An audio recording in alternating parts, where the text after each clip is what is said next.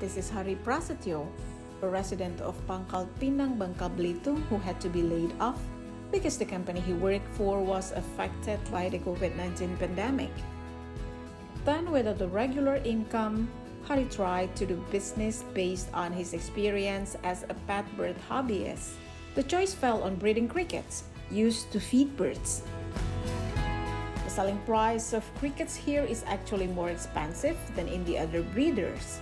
However, according to Harry, that is because their diet was different. Harry uses a diet high in protein and fat so that his crickets become fatter, and so the birds that eat his crickets become more active and healthy. Kita sayur-sayuran yang kaya akan lemak, protein, dan kaya akan vitamin dan nutrisi, yang terdiri dari vitamin yang terdiri dari kol, yang ada dari sawi, dan ada terdiri dari daun katuk. Itu makanya jangkrik kita tuh saat panen banyak paling ditunggu oleh pemain-pemain burung yang hobi untuk lomba, karena manfaat jangkriknya ini sangat beda dengan jangkrik yang lain.